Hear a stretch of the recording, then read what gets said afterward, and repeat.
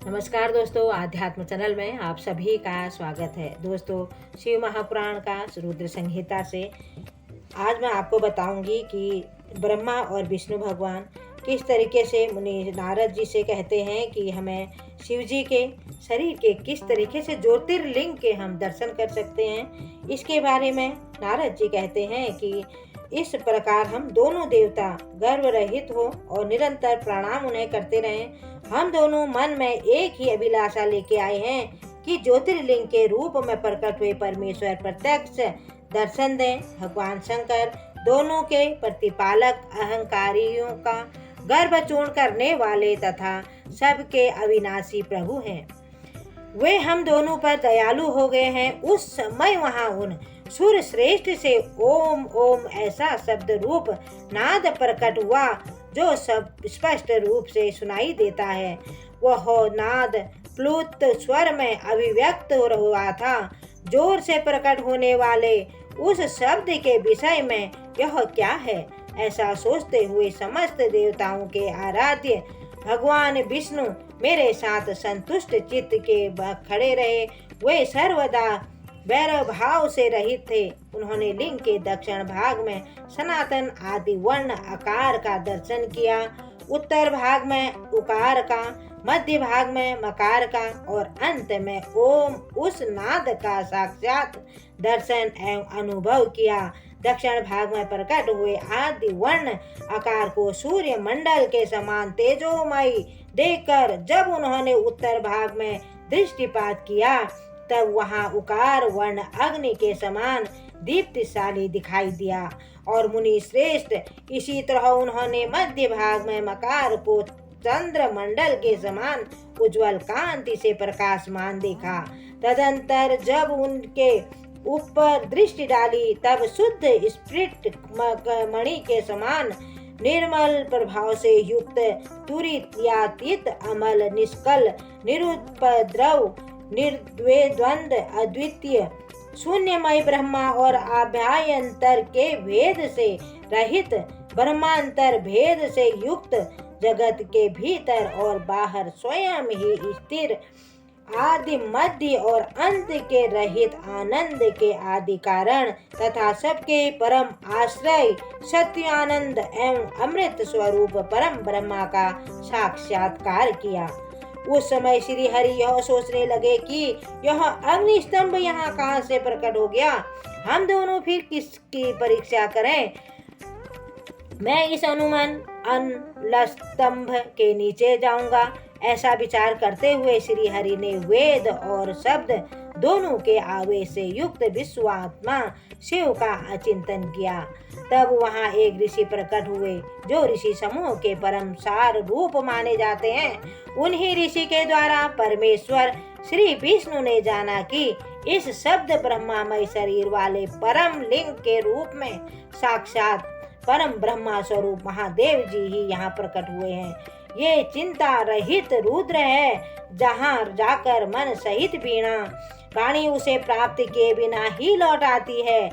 उस परम ब्रह्मा परमात्मा शिव का वाचक एकाक्षर ही है। वे इसके वाचार्थ रूप है। वह परम कारण है। ऋतु, सत्य, आनंद एवं अमृत स्वरूप परात्पर पर परम ब्रह्मा एकाक्षर का वाच्य है। प्रणव के एक अक्षर आकार से जगत के बीच भूत अंड जन्मा भगवान ब्रह्मा का बोध होता है।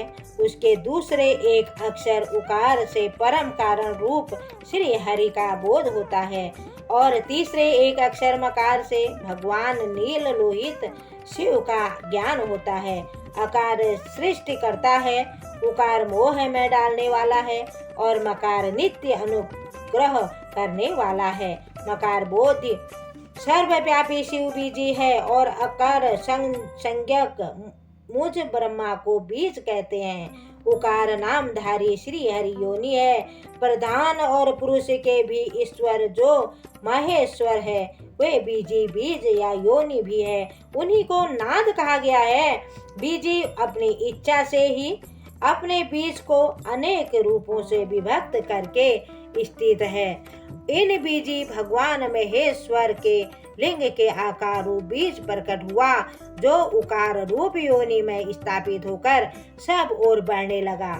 वह स्वर्णमय अंड के रूप में ही बताने योग्य था, उसका और कोई विशेष लक्षण नहीं लक्षित होता था। वह दिव्य अंड अनेक वर्षों तक जल में ही स्थित रहा। तदंतर 1000 वर्ष के बाद इस अंड के 2 टुकड़े हो गए। जल में स्थिर हुआ और अंड अजन्मा ब्रह्मा जी के उत्पत्ति का स्थान था। साक्षात महेश्वर के आघात से ही फूटकर 2 भागों में बढ़ गया था। उस अवस्था में उसका ऊपर स्थित हुआ स्वर्णमय कपाल बड़ी शोभा पाने लायक था और वही दुलोक में रूप के प्रकट हुआ था। जो उसका दूसरा नीचे वाला कपाल था, वही यह 5 लक्षणों से युक्त पृथ्वी है। उस अंड के चतुर्मुख ब्रह्मा उत्पन्न हुए, जिनकी क संख्या है, वे समस्त लोगों के सृष्टा है। इस प्रकार वे भगवान महेश्वर की अ, उ और म इन त्रिविध रूपों में वर्णित हुए हैं। इसी अभिप्राय से उन ज्योतिर्लिंग स्वरूप सदा शिव ने ओम ओम ऐसा कहा। यह बात यजुर्वेद के श्रेष्ठ मंत्र कहते हैं। यजुर्वेद के श्रेष्ठ मंत्रों का यह कथन सुनकर ऋचाओं सामन मंत्रों ने भी हमसे आदर पूर्वक कहा, हे हरे, हे ब्रह्मा, यह बात ऐसी ही है। इस तरह देवेश्वर शिव को जानकर श्री हरि ने शक्ति सबूत मंत्रों द्वारा उत्तम एवं महान अभ्युदय से सुशोभित होने वाले उन महेश्वर देव का स्तवन किया। उसी बीच में मेरे साथ विश्व पालक भगवान विष्णु ने एक और भी अद्भुत एवं सुंदर रूप देखा। मुने वह रूप 5 मुखों और 10 भुजाओं से अलंकृत था। उसकी कांति कर्पूर के समान गौर थी। वह नाना प्रकार के छटाओं से भी छविवान और भांति भांति के आभूषणों से विभूषित थी। पर उस परम उदार महापराक्रमी महापुरुष के लक्षणों से संपन्न अत्यंत उत्कृष्ट रूप का दर्शन करके मैं और श्री हरि दोनों कृतार्थ हो गए। धन्यवाद।